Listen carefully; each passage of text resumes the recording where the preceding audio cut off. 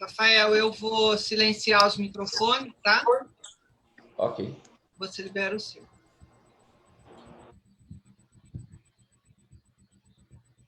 Pronto, já estamos ao vivo pelo Facebook da Paróquia Nossa Senhora do Carmo. Boa tarde. Boa tarde. Sejam todos bem-vindos, bem-vindas. Os que estão conosco aqui pelo Zoom, boa tarde, Laide, Ângela, Rosa, Dona Maria Augusta, Silvana e o Rafael, nosso querido seminarista. Seja bem-vindo, em nome do Padre Rodrigo e da Paróquia Nossa Senhora do Carmo e do Grupo Vida Plena da Missão Mariana Braga. Nós te recebemos nesta tarde, mais uma vez nesta tarde de quinta-feira, com muita alegria. Nosso coração se alegra em ter você conosco nesse mês de setembro, mês da Bíblia, um mês no qual Deus nos convida a parar um pouquinho a nossa agitação, num tempo não tanto agitado, mais parado, né, isolado, mas um tempo diferente, um tempo de temor, um tempo de insegurança, um tempo de medo, em que Deus pede para nós: pare um pouquinho o que você está fazendo, foque na palavra, na Bíblia. A Bíblia não é somente uma obra literária. A Bíblia é a maior obra literária que nós temos, de todos os tempos. A Bíblia é a palavra de Deus. E a Bíblia, ela tem todas as respostas que nós precisamos. A resposta pessoal, resposta familiar, resposta para a nossa vida em comunidade, resposta para as nossas aflições, para os nossos medos, para os nossos relacionamentos, para as nossas amizades, para as nossas dúvidas. A Bíblia tem resposta para tudo. Por quê? Porque é a palavra de Deus.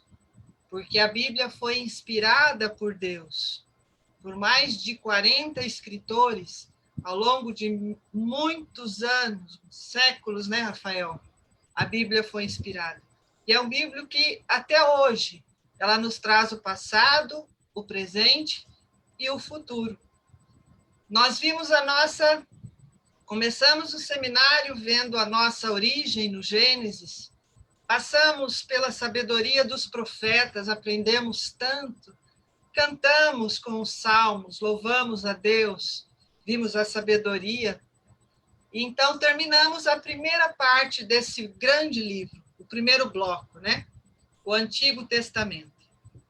Chegamos, enfim, no nascimento de Jesus. Cristo não é simplesmente, não se fez um simples homem, senão não seria marco da divisão da história antes de Cristo e depois de Cristo.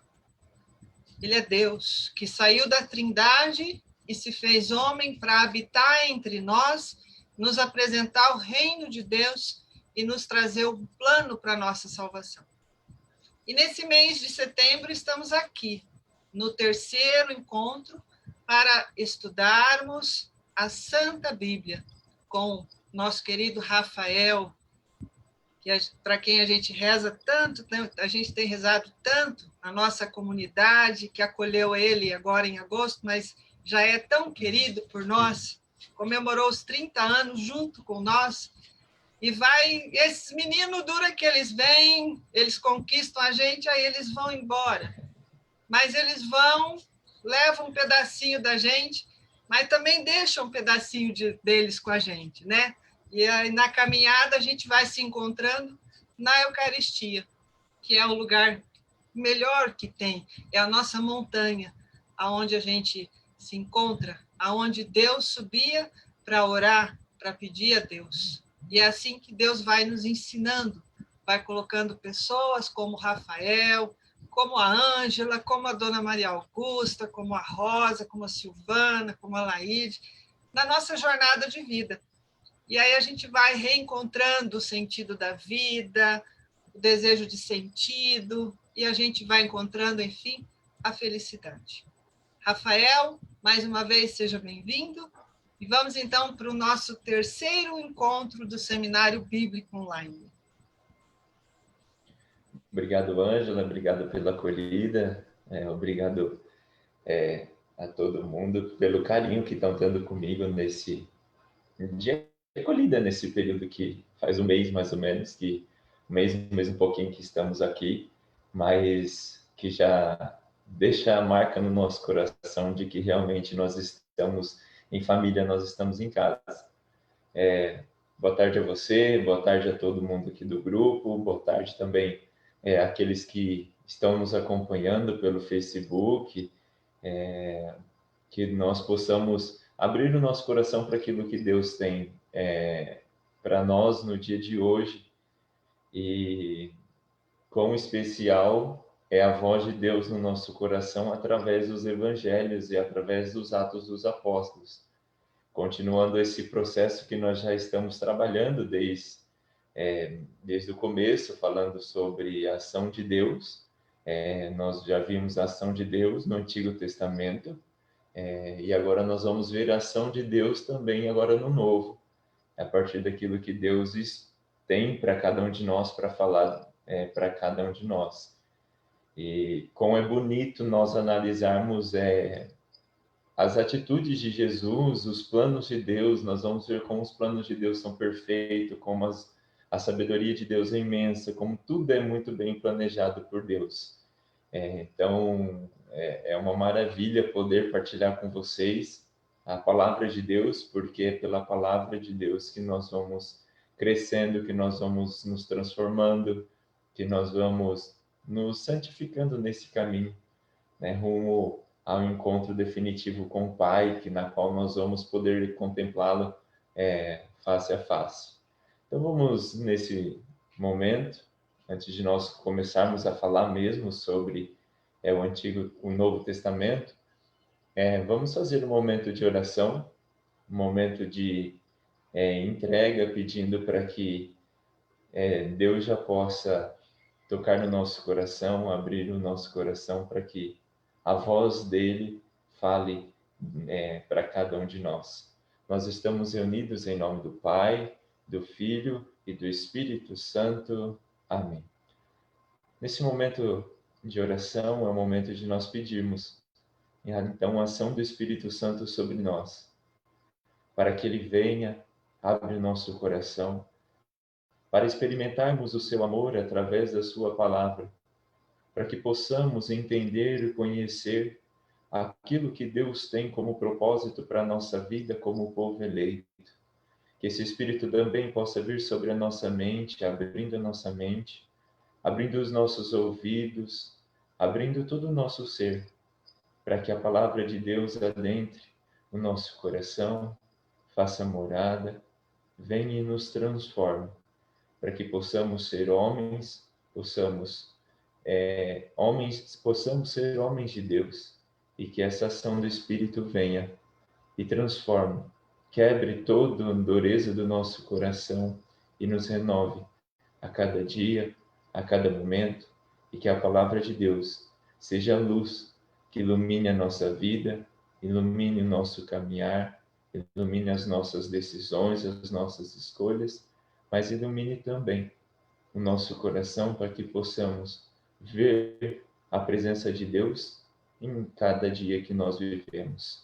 Por isso, rezemos, pedindo a presença do Espírito Santo. Vinde, Espírito Santo, enchei os corações dos vossos fiéis e acendei neles o fogo do vosso amor. Enviai o vosso Espírito, e tudo será criado, e renovareis a face da terra. Oremos. Ó Deus, que instruístes nos corações os vossos fiéis, com a luz do Espírito Santo, fazei que apreciemos retamente todas as coisas, segundo o mesmo Espírito, e gozemos sempre da sua consolação. Por Cristo, Senhor nosso. Amém. Peçamos também a proteção e a intercessão de Nossa Senhora, ela que foi dócil à palavra de Deus, que ela também nos ensine a ser dóceis à ação de Deus, à ação da palavra de Deus.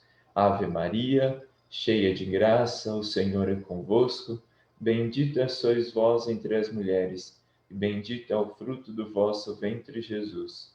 Santa Maria, Mãe de Deus, rogai por nós, pecadores, agora e na hora de nossa morte. Amém. Nossa Senhora do Carmo, rogai por nós. Então, eu vou compartilhar com vocês os slides. Nós vamos seguir a mesma metodologia que nós já estamos trabalhando.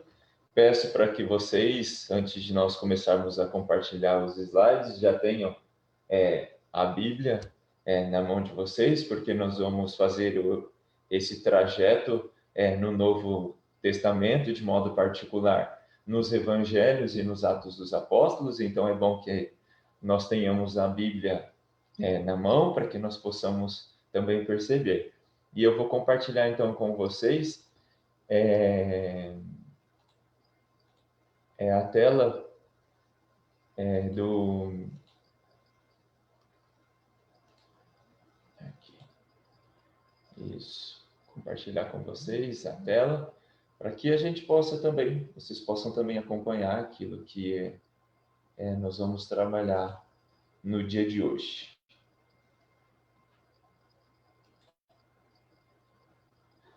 Então, como nós já estamos trabalhando desde o começo, nós vamos ver a ação de Deus na Sagrada Escritura, lembrando que nós já vimos o Pentateuco, os 5 primeiros livros da Bíblia. Nós já analisamos também os livros históricos, passamos pelos livros sapienciais, olhamos para os livros proféticos com tudo aquilo que ele tem, que ele traz de profecia para a nossa vida. E nós vamos então hoje olhar os evangelhos e os Atos dos Apóstolos sobre essa perspectiva da ação de Deus na Sagrada Escritura. E é interessante nós notarmos a ação de Deus nos Evangelhos e nos Atos dos Apóstolos, porque o próprio Deus encarna, assume a nossa humanidade.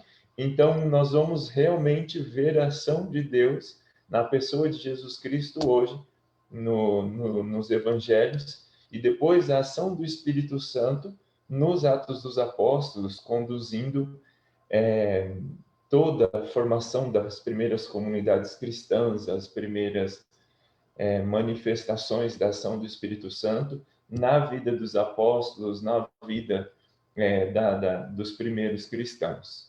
Então, nós vamos trabalhar justamente essa perspectiva. Então, vamos olhar um pouquinho para a dimensão geral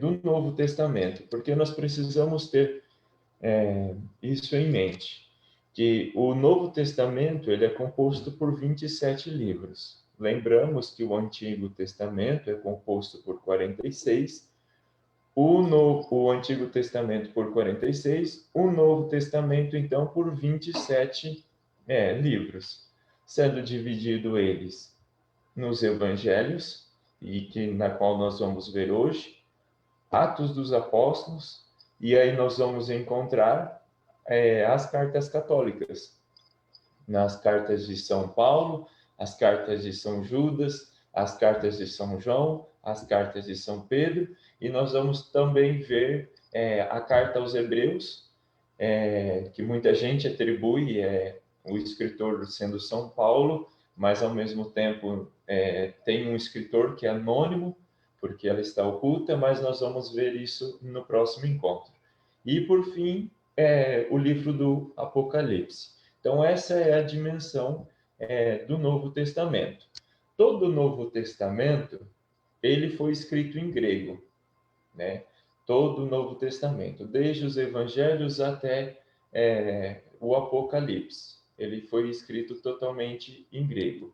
E aí nós vamos encontrar que o Novo Testamento, ele parte desde o nascimento de Jesus e vai passando por todo o processo da vida pública de Jesus, trazendo batismo, as curas, os milagres, as multiplicações que Jesus realizou, enfim, vai trazendo toda essa dimensão da vida pública de Jesus, traz também a sua paixão, morte, ressurreição, e parte para a ação dos apóstolos na formação das primeiras comunidades, como sendo os apóstolos escolhidos pelo próprio Jesus para dar continuidade a toda a formação do projeto de salvação que o próprio Jesus veio estabelecer e implantar sobre a terra.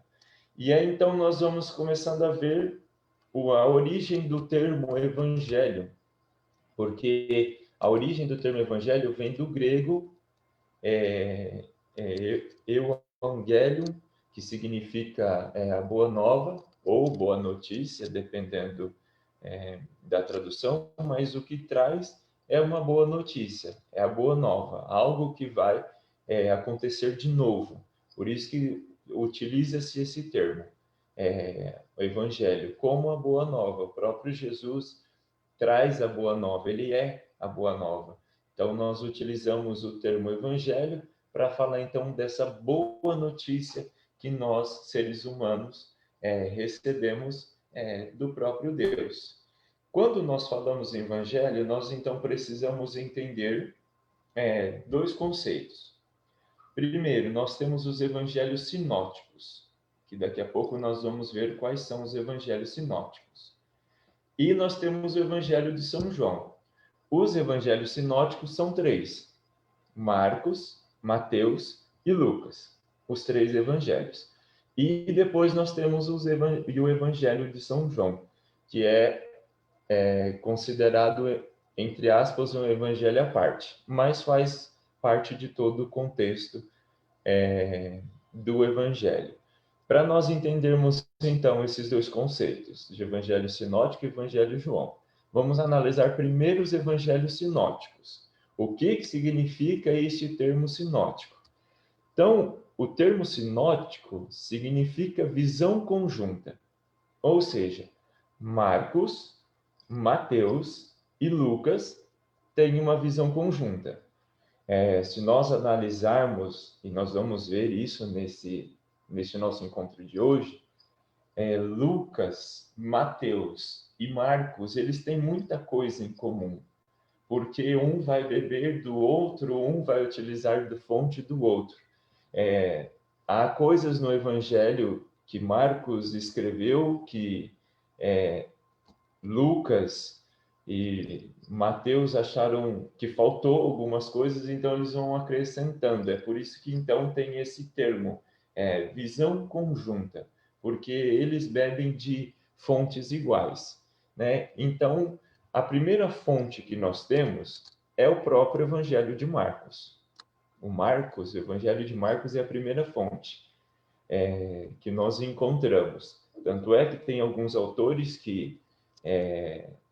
da teologia que atribui este termo de Marcos como sendo a primeira fonte para os demais evangelistas. E aí, então, pelo Evangelho de Marcos, Mateus e Lucas começam, então, a escrever os seus evangelhos, né? Porém, tem uma segunda fonte. Essa segunda fonte a gente chama de fonte Keller. Essa fonte ela vem da origem alemã, esse termo Keller, que justamente, traduzindo para o nosso português, significa fonte. Porém, nós não sabemos que fonte é essa. Por exemplo, não sabemos dizer quem é o autor desta fonte Keller, porque é um autor desconhecido, né? Mas aí, então, acontece exatamente isso. Mateus e Lucas vão ler o Evangelho de Marcos e vão ler esta fonte Keller, esta fonte que nós podemos abreviar como fonte Q, para escrever então os seus evangelhos. Ficaria então mais ou menos nessa dimensão que nós encontramos aqui na tela. Então nós temos as duas fontes, nós temos Marcos e nós temos a fonte Q, a fonte Keller, que vão servir como base para que Mateus e Lucas escrevessem os seus evangelhos. Só para, então, numa figura, nós temos, então, como seria essa formação, então, dos evangelhos sinóticos. É por isso que, então, nós utilizamos esse termo, sinótico, porque eles têm visão conjunta. Vocês reparem que eu não falei do evangelho de João. João, ele não vai utilizar nem de Marcos, nem desta fonte Q, nem de Mateus e nem de Lucas para escrever o seu evangelho. Por quê? O próprio João acompanhou a vida pública de Jesus e então ele escreve a partir dos seus relatos, da sua experiência pessoal com o próprio Jesus. Por isso que há essa separação entre os evangelhos sinóticos e o evangelho de Mateus. E aí, então, nós olhemos um pouquinho para o evangelho de João. O evangelho de João, ele foi escrito mais ou menos entre o ano 90 e o ano 110, mais ou menos ele é escrito. E o evangelho de João, nós vamos ver que ele é um evangelho bem diferente dos evangelhos de Mateus, Marcos e Lucas.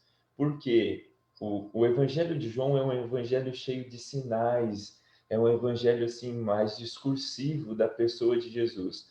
Tanto é que existem relatos que são próprios de João, porque o próprio João experimentou essa vida com Jesus, né? Então, nós vamos encontrar isso no Evangelho de João, esses relatos específicos do próprio João. Os autores da teologia vão tratar o Evangelho de João como um evangelho cheio de sinais, um evangelho que traz símbolos, que traz sinais para falar da atuação de Jesus, aquilo que Jesus tem de profético para a nossa vida. Então, ele trabalha muito esse termo de sinais. Tanto é que nós vamos ver alguns símbolos presentes no Evangelho de João que tem um sentido profundo e um sentido muito bonito de nós entendermos, né? O Evangelho de João, então, nós vamos ver que ele é dividido em 4 partes. O prólogo, falando sobre o começo do Evangelho, logo no primeiro capítulo. Depois nós vamos ter o livro dos sinais, que é próprio do Evangelho de João, está dentro do Evangelho de João, esse livro dos sinais, porque vai trazer um pouco da vida pública de Jesus, né? Nós temos também o livro da glória, que é o livro da manifestação, da paixão, morte e ressurreição de Jesus, e aí termina o Evangelho de João falando, o epílogo que termina o Evangelho falando a respeito o que acontece após a ressurreição. Interessante nós já termos como foco para entendermos o Evangelho de João, é que o Evangelho de João ele é totalmente cristológico, ou seja, o foco dele é falar do Cristo. Não que os outros não sejam. Todos os evangelhos têm como foco falar do Cristo. Mas nós vamos ver que cada evangelho vai ter uma dimensão cristológica, uma dimensão própria da pessoa de Jesus Cristo. Mas o Evangelho de João ele vai trazer o Cristo como aquele Messias esperado, o próprio Deus que assume a encarnação. Por isso que o Evangelho de João tem este foco cristológico. Tanto é que o Evangelho de João tem como centro de sua pregação o termo logos. Um exemplo disso é João capítulo 1, versículo 1. Ele já começa falando do logos. O que é esse logos? O verbo, a palavra de Deus, que vai assumir a nossa humanidade, o verbo encarnado, o logos encarnado. Então, por isso que nós precisamos ter essa dimensão, que o foco de João é apresentar Cristo como o verbo de Deus, como aquele verbo presente desde o início, desde sempre. O Cristo existe, né? Então, por isso que é necessário nós termos esse entendimento do Evangelho de João a partir do Logos. Então, nós temos essa pequena introdução sobre sobre os 4 evangelhos. O Evangelho de Marcos, o Evangelho de Mateus, o Evangelho de Lucas e aí, então, o Evangelho de João. Já que nós estamos fazendo essa introdução, então falemos um pouquinho dos Atos dos Apóstolos, que nós também vamos ver hoje. O livro dos Atos dos Apóstolos, quem escreve é Lucas, o mesmo evangelista que escreve o Evangelho de Lucas que vai escrever os Atos dos Apóstolos.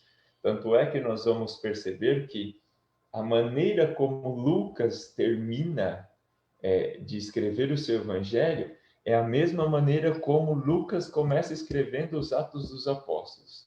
Então, por isso que eles atribuem os Atos dos Apóstolos a São Lucas. E aí, os Atos dos Apóstolos foi escrito mais ou menos no ano 85. Reparem na data. O Evangelho de João foi escrito depois do Evangelho, depois dos próprios Atos dos Apóstolos. Isso por conta do autor, que é Lucas. Por isso que tem essa diferença de data. E aí podem se perguntar, por que não coloca então em sequência já Lucas e depois os Atos? Para justamente ter essa organização da Sagrada Escritura. Primeiro, nós temos o Cristo como foco nos nos Evangelhos e depois nos Atos dos Apóstolos nós temos as primeiras comunidades. Por isso que a Bíblia ela tem esta organização, porque o foco primeiro é Cristo e aí depois vem toda a condução e formação das primeiras comunidades.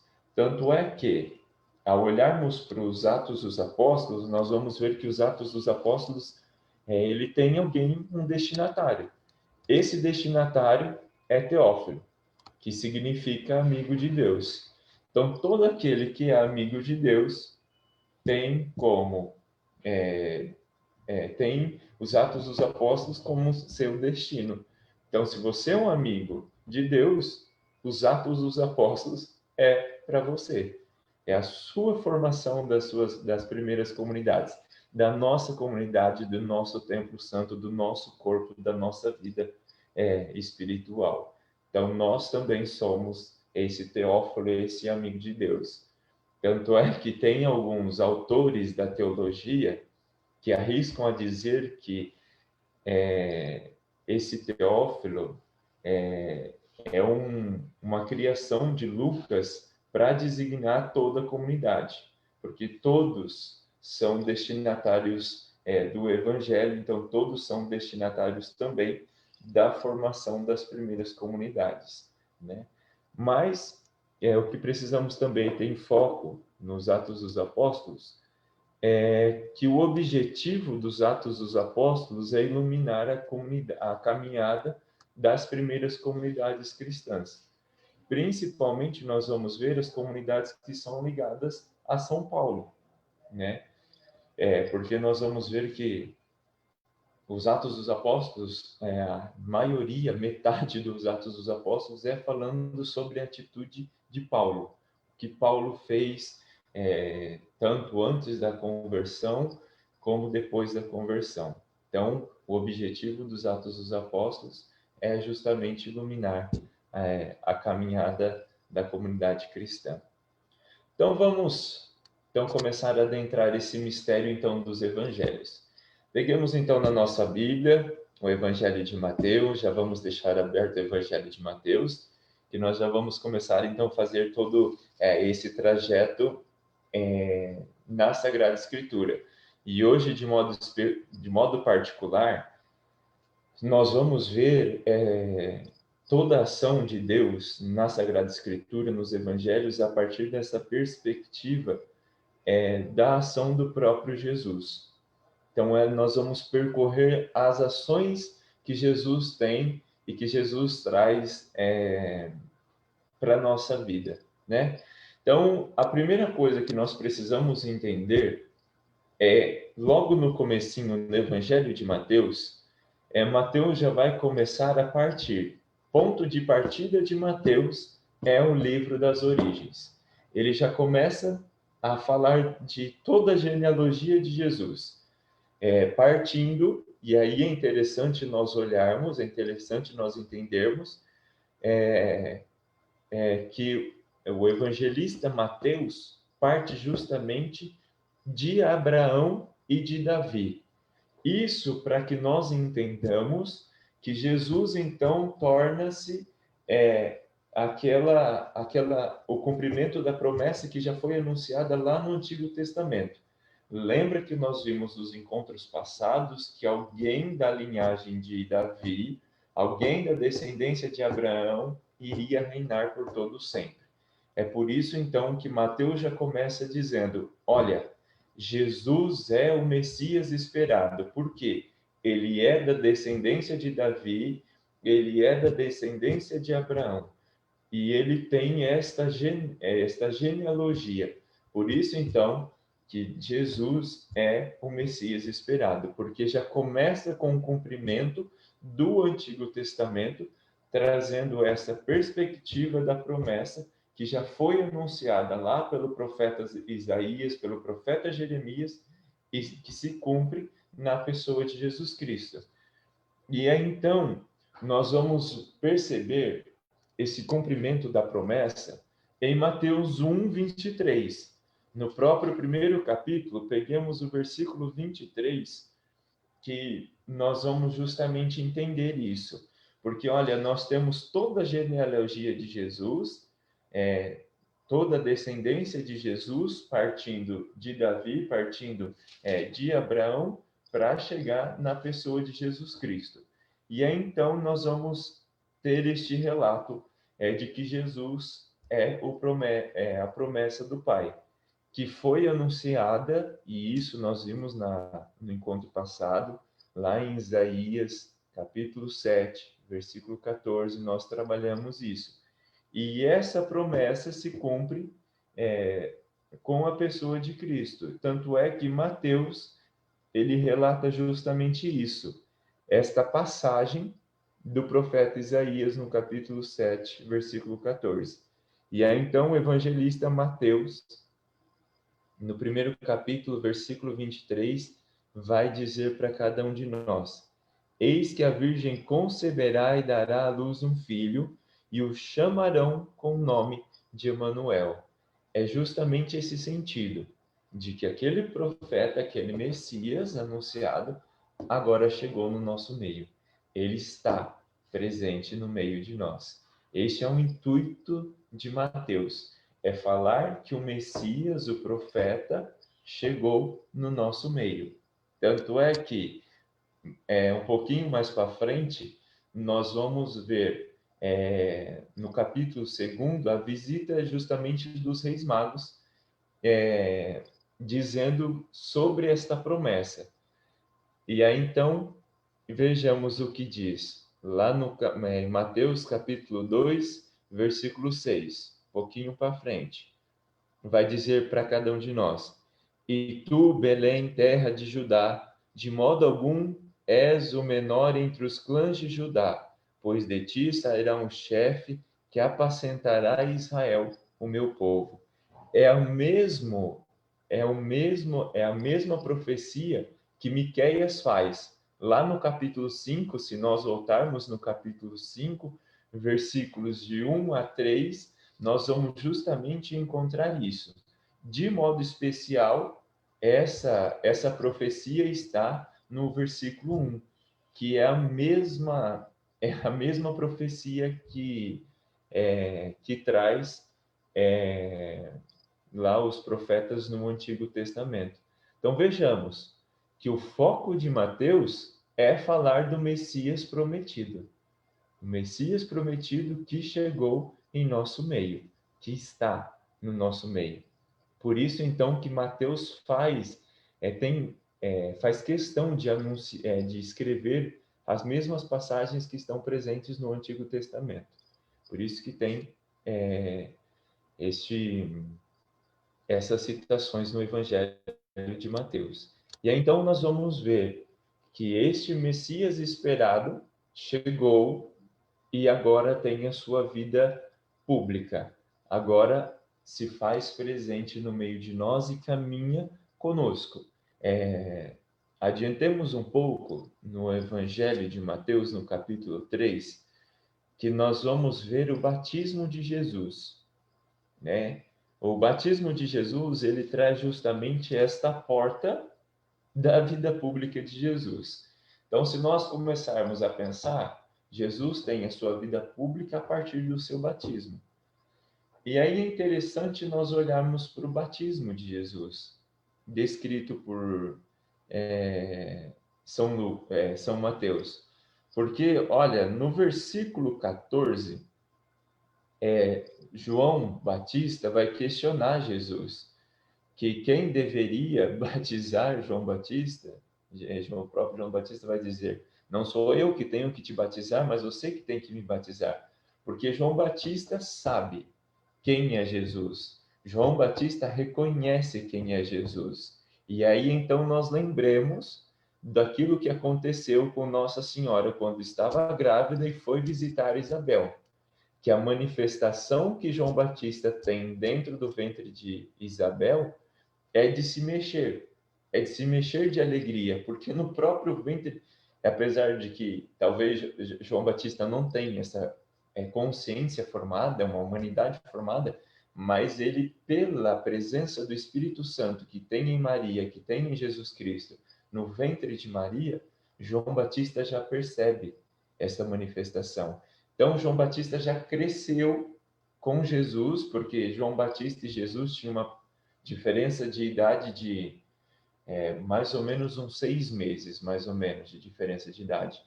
E então, João Batista, desde o começo, sabia quem era Jesus. Por isso, então, que ele vai dizer, agora na vida pública, olha, não sou eu que tenho que te batizar, mas você que tem que me batizar. Porém, Jesus vai dizer, olhemos lá no versículo 15, que interessante. Jesus vai dizer para João Batista, deixa estar por enquanto, pois assim nos convém cumprir toda a justiça. Que justiça é essa que Jesus está falando? Que assim como ele assumiu a condição humana, todos os que forem batizados na sua humanidade, na sua divindade, receberão a justiça eterna. Então, no nosso batismo, nós somos batizados em nome da Trindade justamente por causa disso, porque o próprio Jesus passa por essa experiência de ser batizado. E aí o batismo de Jesus traz justamente isso, que todos aqueles que são batizados nele. É por isso então que Jesus também passa pelo batismo, para que a promessa, para que a justiça se cumpra definitivamente.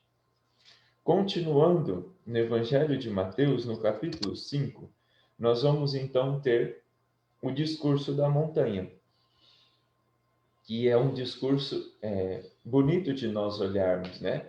Jesus falando da felicidade do povo. Qual é o caminho para nós sermos felizes? Então, esse discurso de Jesus traz justamente isso. Notemos que em todos os versículos, do versículo 3 ao versículo 10, sempre vai começar dizendo: felizes. Felizes os pobres em espírito, felizes os mansos, felizes os aflitos, felizes os que têm fome, enfim, sempre vai trabalhar este termo feliz. E aí, então, é interessante nós notarmos esse termo. Por quê?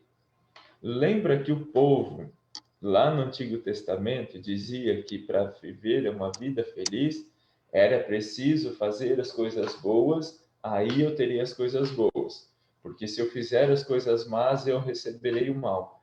Lembra que nós falávamos sobre a teologia da retribuição presente no Antigo Testamento?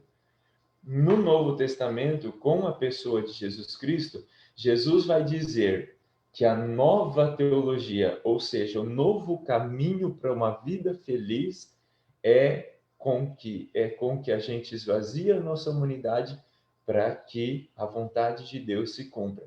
Por isso que ele vai dizer: felizes os pobres em espírito, felizes os mansos, felizes os aflitos, felizes os que têm fome, felizes os misericordiosos, felizes os puros de coração, felizes os que promovem a paz, felizes os que são perseguidos. Toda esta felicidade do ser humano está em cumprir a vontade de Deus. Aí está a nossa felicidade, porque quando cumprimos a vontade de Deus, nós somos pessoas felizes. Porque nós vamos entendendo e nós vamos vendo que não precisa de muita coisa para a gente ser feliz. Basta estarmos no plano de Deus, basta deixar que o plano de Deus atue dentro de nós. E aí, então, nós vamos, mediante esta vida de Jesus, nós vamos, então, perceber no Evangelho de Mateus, capítulo 8, versículo 27, o poder que o Messias tem sobre a vida do povo, sobre as enfermidades do povo. Tanto é que, no capítulo 8, nós vamos encontrar toda a dimensão do processo de cura que Jesus faz, do processo de libertação que Jesus faz para com aquelas pessoas oprimidas. E aí, interessante notarmos o versículo 27 do capítulo 8, porque as pessoas começam a se questionar de quem é esse Jesus. As pessoas começam a se assustar da ação de Jesus, porque eles nunca viram um profeta, porque o povo tinha essa concepção de que Jesus era simplesmente um profeta. Então, eles vão se questionar de quem é essa pessoa de Jesus. Então, olhamos o que o capítulo 8, versículo 27 vai dizer. Vai dizer assim para cada um de nós: quem é este a quem até os ventos e o mar obedecem? Por quê? Eles estão justamente sobre a tempestade. E aí os discípulos entram em medo, entram em parafuso e começam a questionar. E aí então Jesus manda os ventos e o mar parar, sossegar. E o mar e o vento para. E aí ele então se questiona. Eles se questionam: quem é este que até o vento e o mar obedecem? E aí nós então podemos trazer isso para a nossa vida, que quando nós precisamos de alguma coisa, alguma realidade, quem é o melhor a nós recorrermos? A Jesus. Tudo obedece a Jesus, porque ele tem o poder, ele é o próprio Deus, ele estava na criação e ele vem do Pai. Então tudo parte dele. Então é interessante nós notarmos justamente isso. Diante desta todo o poder que Jesus tem da vida pública de Jesus, o plano de Jesus é estabelecer uma missão contínua. Não é parar com a sua ressurreição, mas com que esse plano e esse poder continuasse. É por isso, então, que um pouquinho mais para frente, no Evangelho de Mateus, no capítulo 10, no versículos de 1 a 16, nós vamos encontrar justamente esta missão dos apóstolos. Que primeiro, nós vamos encontrar Jesus chamando os apóstolos, dizendo: olha, eu preciso de vocês para continuar o meu reino. E aí os apóstolos são escolhidos, e os apóstolos assumem essa missão. E aí então Jesus, do versículo 5 em diante, até o versículo 16, ele vai dizer como deve ser a atuação dos discípulos, o que os discípulos precisam fazer. E qual é o poder que os discípulos têm? Que é de curar os doentes, que é de proclamar o evangelho, que é de purificar os leprosos, é de expulsar os demônios. Então, isso tudo foi atribuído aos discípulos, aos apóstolos, pelo poder de Jesus, o poder Messias de Jesus. E é então por isso que nós vemos isso na nossa igreja hoje. O mesmo poder que foi dado aos apóstolos naquele tempo é dado à igreja, porque a igreja mantém esta sucessão apostólica desde a escolha dos apóstolos até hoje, até o nosso Papa Francisco. É uma sucessão apostólica que nós encontramos. Não foi rompida. Sempre aconteceu essa sucessão apostólica e esse poder continua presente na igreja. porque Jesus deu aos apóstolos e também dá à sua igreja através dos ministros ordenados. Então, nós temos justamente essa dimensão. E aí, então, falando um pouquinho desse poder do que o Messias tem, nós vamos encontrar que o cumprimento do reino de Deus, a promessa de Deus. Olhemos o capítulo 12 do versículo do Evangelho de Mateus, do versículo 15 ao versículo 21, que nós vamos ver que todo toda esta promessa que foi dada se cumpre na pessoa de Jesus. Tanto que o próprio Jesus utiliza do profeta Isaías para falar de si mesmo, dizendo que o Espírito viria sobre ele, né? E aí então nós encontramos o relato do profeta Isaías nesse capítulo 12, versículos do 18 em seguinte, que é uma promessa dada lá no Antigo Testamento. Lembramos que todo o Evangelho de Mateus tem essa perspectiva da promessa do Messias, né? O Messias que viria. E agora com Jesus o Messias chegou. Então, este Messias esperado, esse Messias que chegou, é o Messias que vai edificar a igreja. E então nós encontramos no capítulo 16, versículo 18. E aqui está interessante nós notarmos que esse Messias, ele faz com que a igreja se edifique pela sucessão apostólica. Então, é responsabilidade nossa, como cristãos, continuadores do reino de Deus, edificar a sua igreja. E aí, então, lá no capítulo 16, versículo 18, Jesus vai dizer para cada um de nós: também eu te digo, tu és Pedro, e sobre esta pedra edificarei a minha igreja, e as portas do inferno nunca prevalecerão contra ela. Olha, essa igreja de Jesus é para sempre. Então, nós encontramos essa edificação de Deus, porque uma vez estabelecida por Deus, a promessa de Deus estabelecida é para sempre. E ninguém tem poder sobre ela, nem mesmo os infernos. Pode vir a tribulação que for, a dificuldade que for, mas quando é próprio de Deus, ninguém quebra, ninguém desfaz. Tanto é, gente, olhemos de um modo particular para a nossa realidade católica.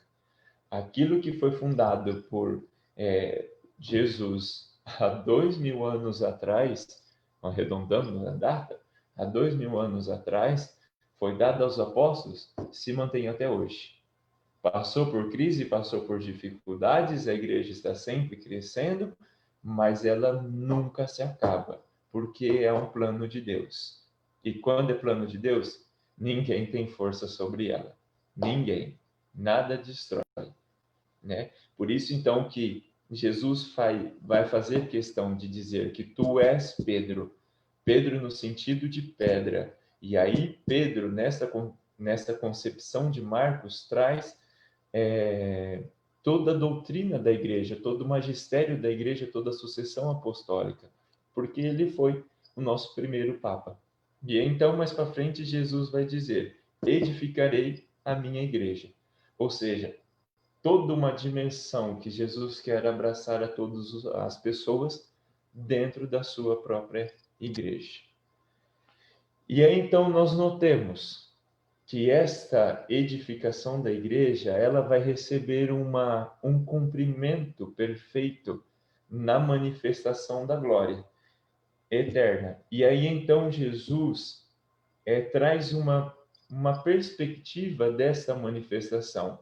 A transfiguração é justamente esta, entre aspas, manifestação, é uma pré-manifestação da glorificação de Deus. Olhemos para o capítulo 17 do Evangelho de Mateus, que nós vamos notar algumas coisas interessantes. Primeiro, nós vamos encontrar os três personagens, Pedro, Tiago e João, trazendo esta realidade de que Pedro, lembremos que a gente acabou de ver, traz o sentido de igreja, é aquele que foi responsável por edificar a igreja. Tiago vai passar por um processo de dizendo que é preciso ter um lugar. Senhor, dá-me o direito de um assentar à esquerda e o outro à direita. Tiago fez esse pedido para Jesus. E aí então Jesus leva Tiago também nessa transfiguração para dizer que o lugar da transfiguração é para todos. Não é de alguém específico, mas é para todos. Por isso foi necessário Tiago estar presente. E aí depois o próprio João levou João para que João, como seria uma testemunha fiel da cruz e ficaria até o fim da cruz, ele então entendesse que aquela manifestação que ele viu antes na transfiguração se tornaria realidade depois da crucificação.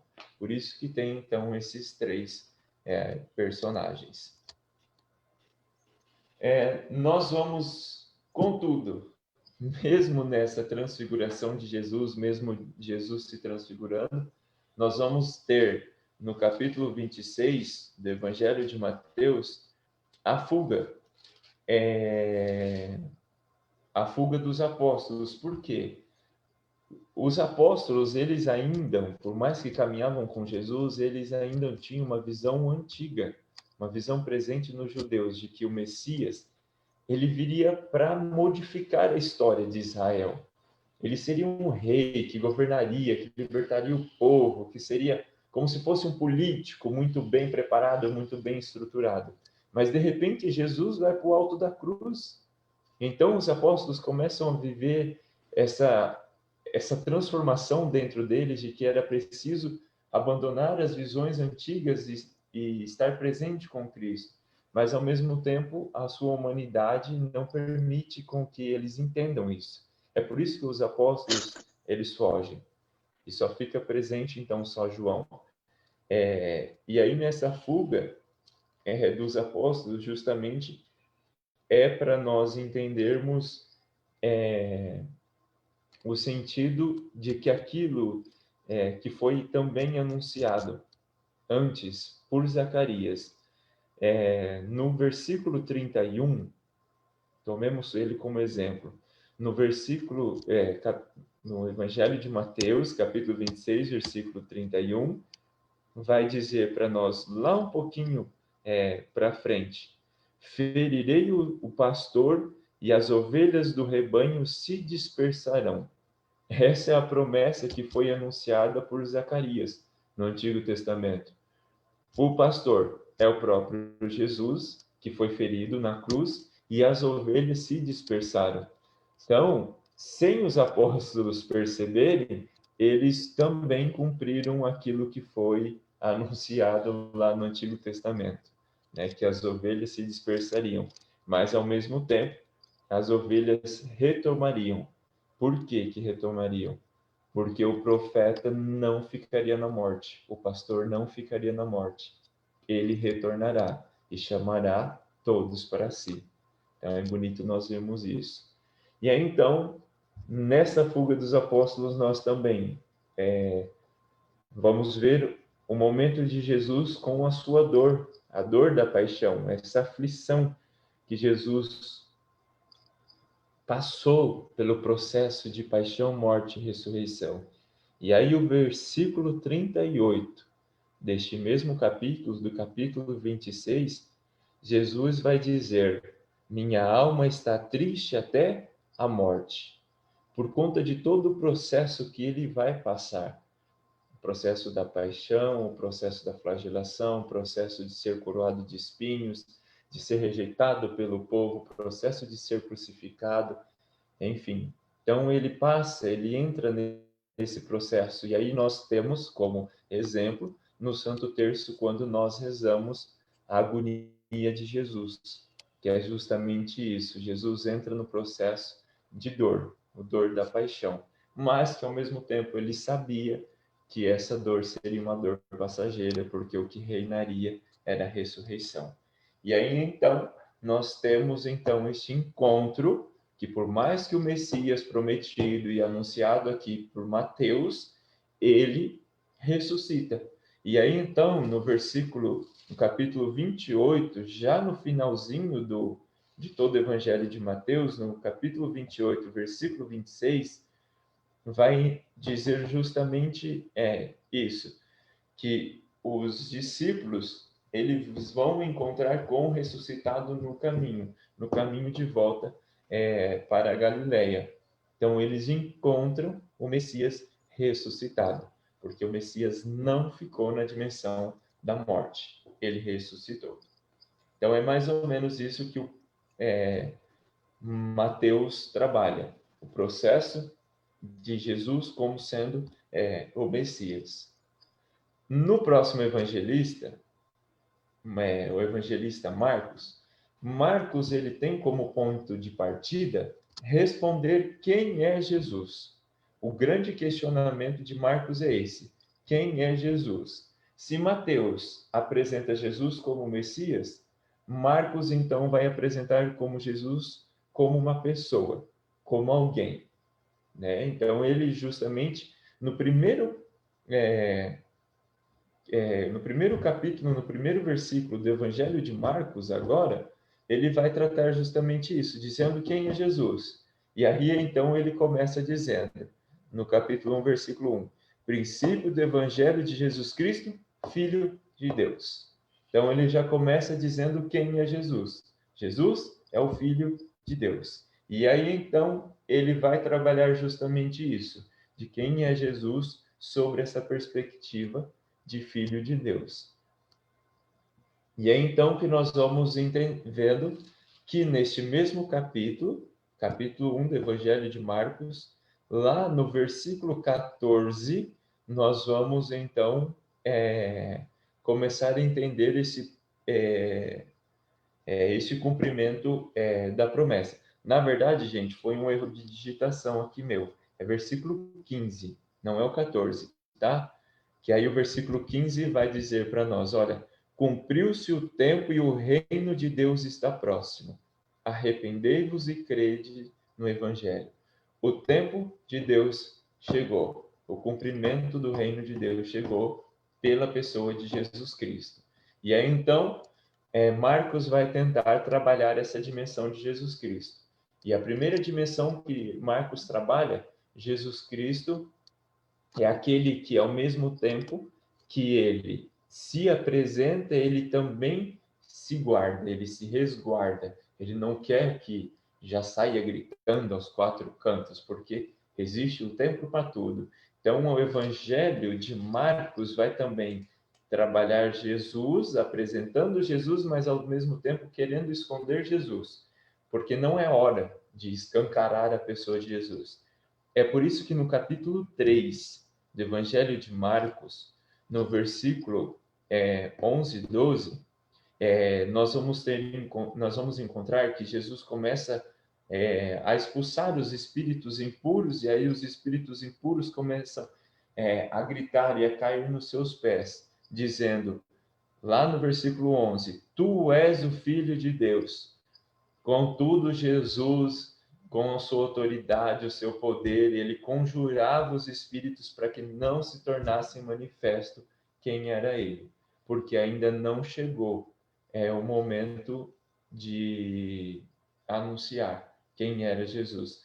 Era preciso ainda se resguardar. Por mais que Marcos quer apresentar Jesus, não é hora dele responder ainda definitivamente quem é Jesus.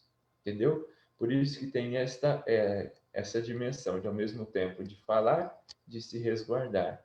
E aí, então, assim como Mateus, nós encontramos a missão dos apóstolos, Marcos também. No capítulo 6, no versículo 7, ele vai tratar da missão dos apóstolos, dos versículos 7 em diante. Que aí ele vai chamar os apóstolos para também ser continuador desta promessa, deste cumprimento da pessoa de Jesus Cristo. E aí, então, nós percebemos que os apóstolos já começam a perceber, então, quem é esse Jesus? Quem é essa pessoa? É por isso, então, que lá no capítulo 8 do Evangelho de Marcos, dos versículos 27 ao 30, nós vamos encontrar a profissão de fé de Pedro. Que aí Pedro vai dizer, né, justamente isso. Jesus primeiro questiona: e vocês, quem dizem que eu sou? Quem diz os homens que eu sou? Aí Pedro, em sua sabedoria, vai dizer: tu és o Cristo. Então eles já começam a entendendo quem é Jesus. Os apóstolos já começam a percebendo. É por isso então que Pedro anuncia: tu és o Cristo. E aí entendemos que o significado de Cristo é o ungido. Jesus é ungido. Por isso que a gente chama Jesus Jesus de Cristo, porque ele é o ungido do Pai. E aí então nós vamos perceber que este Jesus que nós estamos descobrindo no Evangelho de Marcos começa então a ter uma entrada diferente, uma entrada que não estava acostumado, uma entrada que não estava acostumado para o povo, mas estava acostumado a acolher os reis. E aí então Marcos começa a dar sinais nessa entrada messiânica de Jesus, lá no capítulo 11, de que Jesus é alguém esperado. E aí, então, no capítulo 11, do versículo 1 ao 4, eles já começam a ter toda esta noção de Jesus como sendo esse Messias. E aí eles entram, eles acolhem Jesus como esse rei. Já foi anunciado por Pedro, mas que também agora é acolhido por eles.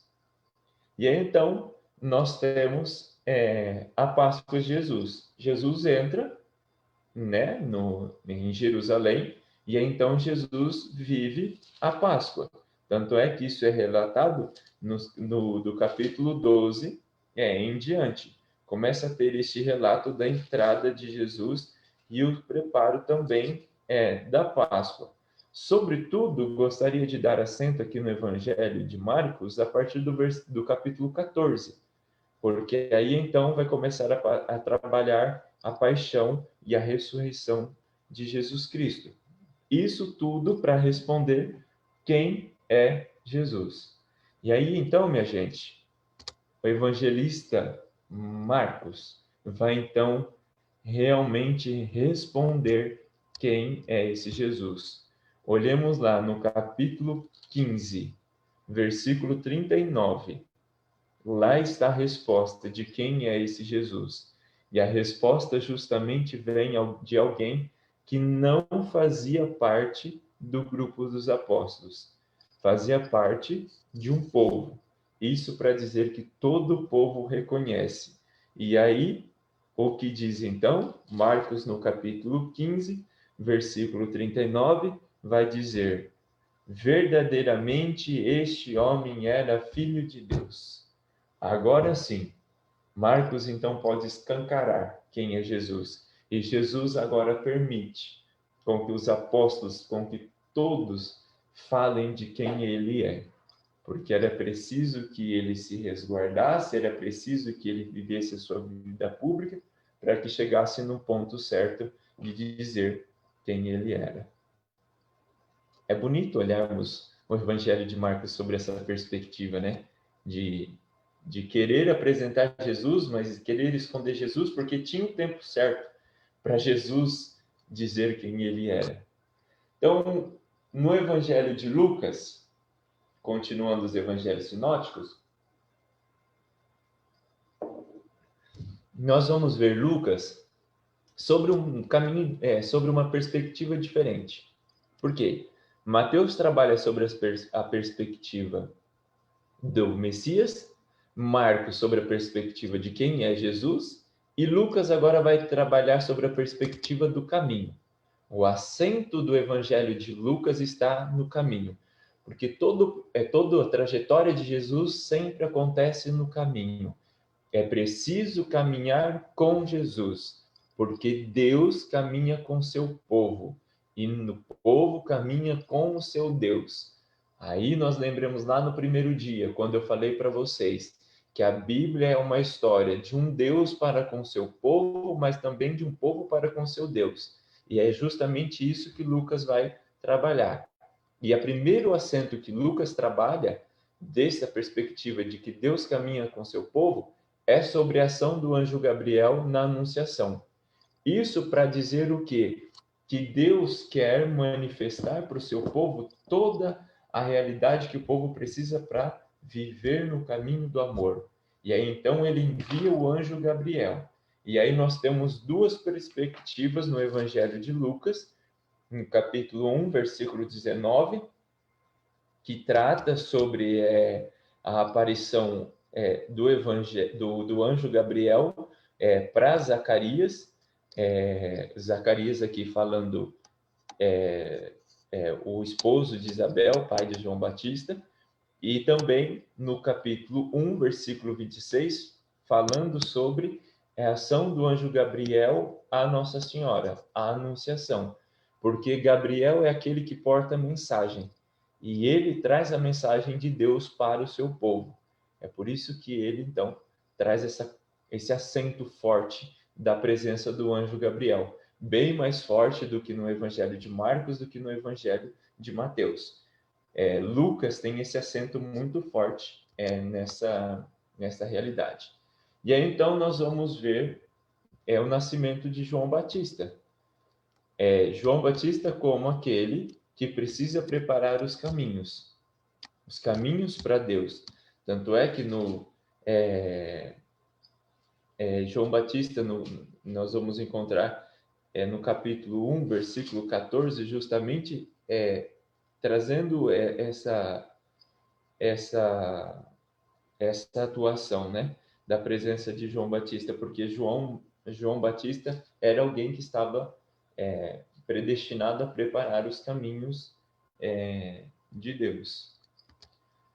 Nós temos todo o processo da encarnação também no Evangelho de Lucas, porque ele assume esta realidade da encarnação, e aí de modo particular, no capítulo 1, versículo 35, trata justamente disso, já tendo em vista toda uma profecia que está por detrás do cumprimento do verbo de Deus.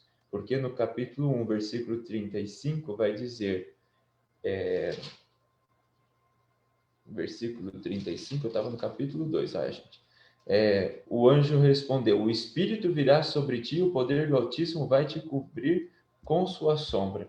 Então, é o pleno cumprimento do verbo, para que depois desse verbo de Deus, lá na frente, possa, então, assumir a paixão, assumir a morte como a remissão dos nossos pecados. E aí, então, nós temos na encarnação a figura de Maria, cantando um hino. Lembra que nós vimos os salmos, que os salmos são louvores? Este Magnífica, anunciado por Maria, são trechos do salmo. Isso não é uma invenção de Nossa Senhora. Ela reproduz em sua própria vida aquilo que foi de louvor nos salmos. Tanto é que todo Magnífica reporta algum trecho de algum salmo. Então, ela utiliza dos salmos para que ela possa dizer que a sua vida é um hino de louvor a Deus. Então, então nós temos o nascimento do próprio Jesus, trazendo essa dimensão de que o Messias nasceu em nosso meio. Sobretudo, no capítulo 2, versículo 7, que ele vai dizer que nasceu o primogênito, né? Primogênito de Deus. E aí, então, nós temos a figura de João Batista como aquele que grita no deserto. aquele que prepara os caminhos do Senhor. Lá no capítulo 3 de São Lucas, nós temos justamente este relato, para que João Batista prepare os caminhos para que Jesus possa dar início à sua pregação. E isso nós temos acento muito forte no capítulo 4, versículo 18, mas também no capítulo 4, versículo 21, dizendo sobre esta perspectiva de que Jesus vai começar a sua vida pública, trazendo em si. E aí tomemos como exemplo, para nós entendermos, o versículo 21. Lá no Evangelho de São Lucas, capítulo 4, versículo 21, vai dizer: Hoje se cumpriu aos vossos ouvidos esta passagem da Escritura. Ou seja, a passagem que foi anunciada no Antigo Testamento, mas que se cumpre na pessoa de Jesus Cristo. E aí, então, no Evangelho de Lucas, nós vamos encontrar um destaque muito forte de que esse Messias, ele vem anunciar um reino de misericórdia, sobretudo na parábola do filho pródigo, no capítulo 15, do versículo 11 ao 32, quando ele vai tratar sobre o filho pródigo, né? Falando deste filho que foge, mas que ao mesmo tempo é acolhido por Deus, né? Que por mais que a nossa humanidade caia no pecado, Deus, em sua misericórdia, nos acolhe. Eu gostaria de dar um acento forte aqui no Evangelho, sobretudo na instituição da Eucaristia, porque peguemos lá o versículo 22, que nós vamos entender justamente aquilo que nós tínhamos visto lá no Pentateuco, quando nós analisamos a ceia do Senhor, ou a ceia do Senhor, a ceia do povo lá na escravidão. Agora nós temos então a ceia do Senhor. Eu dizia para vocês que a ceia no Egito era uma prefiguração da Eucaristia. Por isso que então, na instituição da Eucaristia, no capítulo 22 de São Lucas, nós vamos ter justamente esse acento. Sobretudo, gente, tomemos como perspectiva o versículo 17. Vejam, no capítulo 17, que ele vai dizer que existiu uma taça, que Jesus pegou uma taça e Jesus deu graça. Contudo, Jesus, no capítulo 22, no versículo 20, Jesus também tomou outra taça. Então, tinha duas taças na instituição da Eucaristia. Isso para dizer o quê? Que a primeira taça que Jesus tomou é uma taça que for anunciada lá no Antigo Testamento e que vem como tradição judaica até os tempos de Jesus, mas que agora, no versículo 20 do capítulo 22, Jesus toma a segunda taça dizendo sobre a nova aliança, sobre a nova ceia, né? Jesus traz justamente isso, essas duas taças. A taça que foi anunciada lá no Antigo Testamento, que vem de uma tradição judaica, mas agora Jesus toma essa segunda taça para dizer que a verdadeira ceia, a verdadeira aliança está no seu próprio corpo e no seu próprio sangue. E aí, então, nós vamos encontrar Jesus na cruz dizendo justamente isso, sobre esta aliança que Jesus faz com os homens. E aí nós temos três falas de Jesus que são importantes de nós percebermos no Evangelho de Lucas. A primeira, no versículo 34, do capítulo 23, Lucas, versículo 23, capítulo 34, vai dizer: Pai, perdoa-lhes, eles não sabem o que fazem.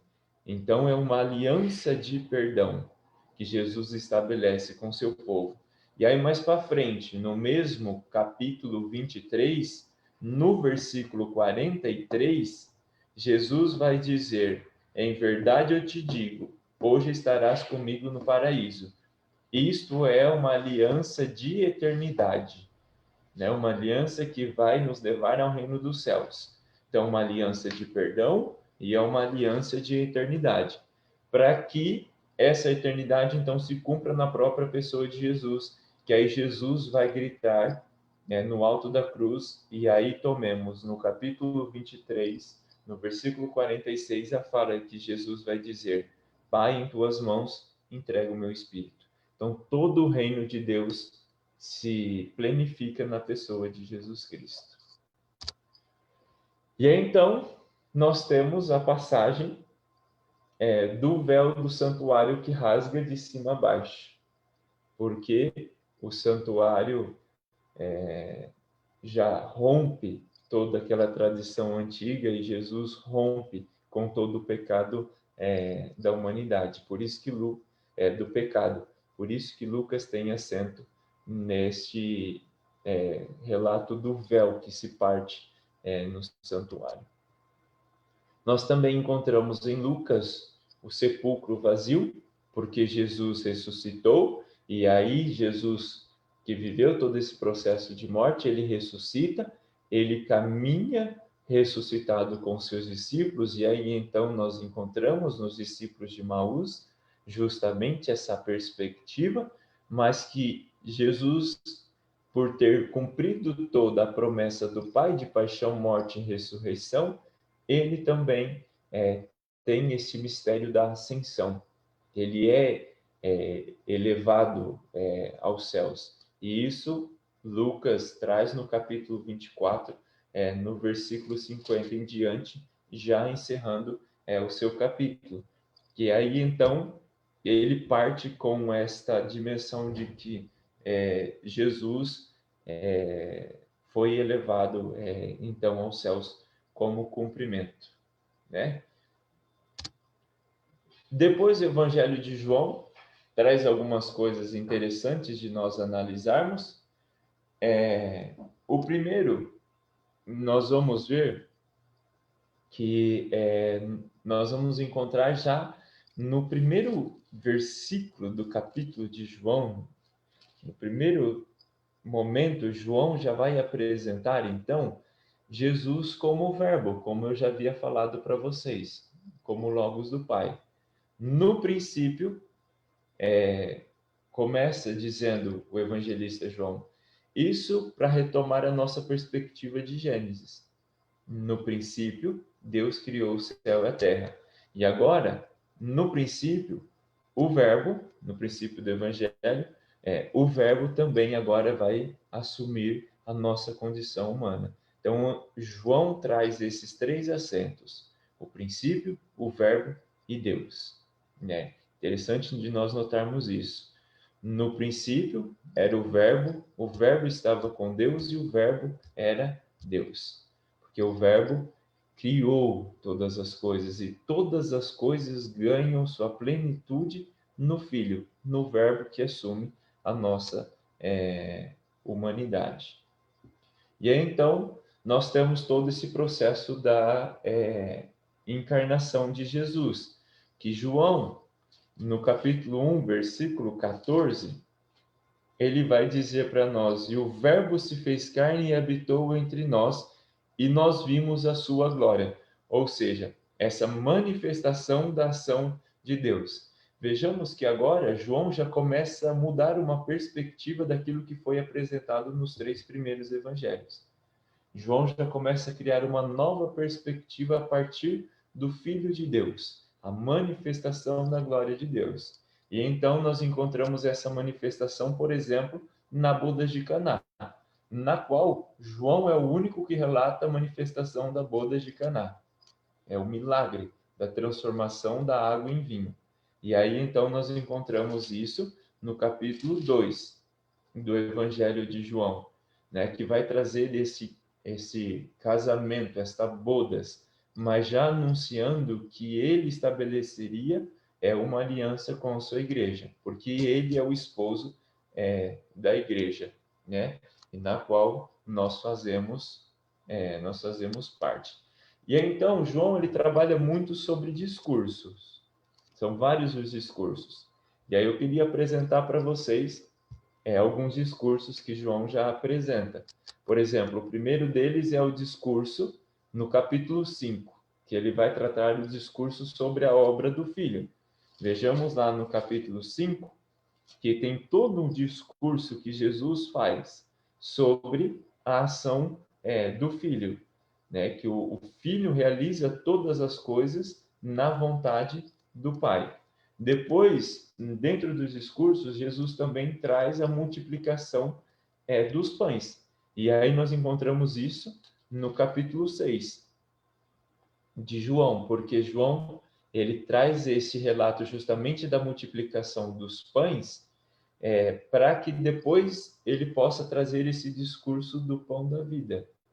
Então, nós temos essa multiplicação dos pães no capítulo 6, e em continuidade, no próprio capítulo 6, nós temos o discurso do pão da vida.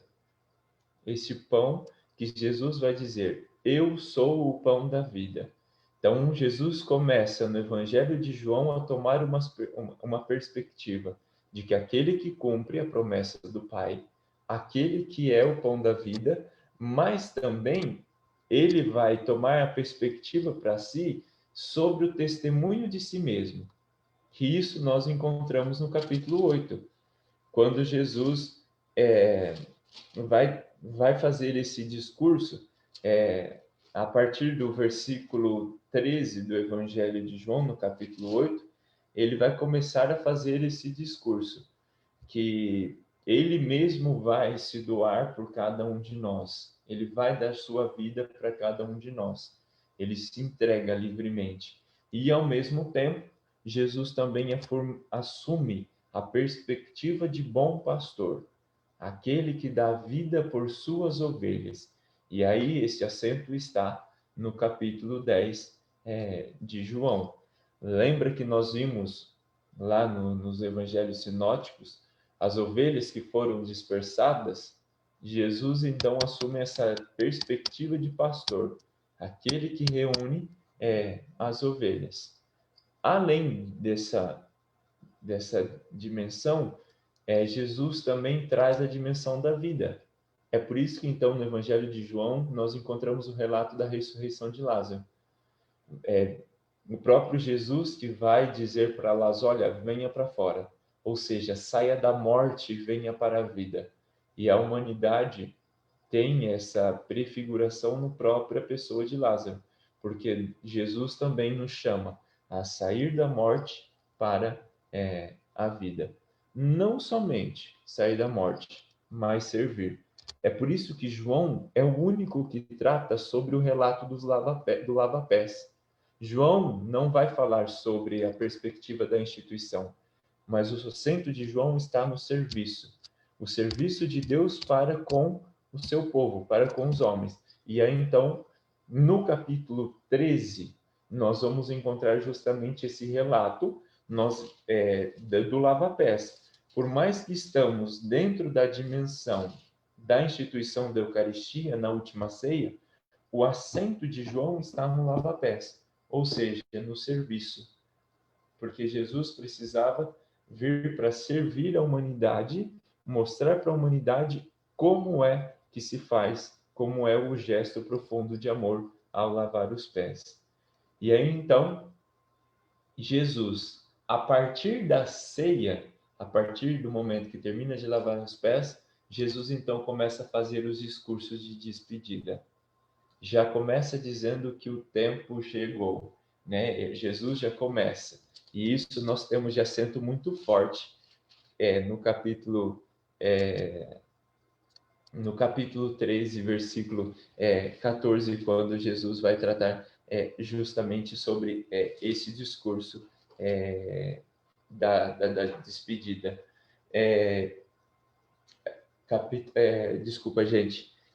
Versículo 14, não, versículo 31, né? Esse discurso da despedida começa no versículo 31. Foi um errinho meu ali de digitação. Mas aí começa justamente essa despedida, dizendo: agora o Filho do Homem foi glorificado e Deus foi glorificado nele. Porque já começa, então, a entrar nesse discurso de despedida de Jesus. E aí, então, Jesus, antes de despedir, ele assume essa figura como a verdadeira videira, na qual nós somos os ramos, e nós pertencemos a este tronco que Jesus é a videira, né? E aí, então, Jesus, no capítulo 17, vai fazer uma oração de despedida. E essa oração é bonita de nós olharmos no capítulo 17 de João, porque João começa a tratar Jesus a partir da sua angústia. E aí, então, no capítulo 17, versículo 1, o próprio Jesus, nesse processo, vai dizer: Pai, chegou a hora. Glorifica teu filho para que teu filho te glorifique. Então agora é a hora do filho assumir esse processo da paixão, morte e ressurreição. Mas aí então Jesus precisa passar pelo primeiro passo, que é a prisão. Depois da prisão, Jesus recebe a sua condenação, Jesus assume a sua cruz.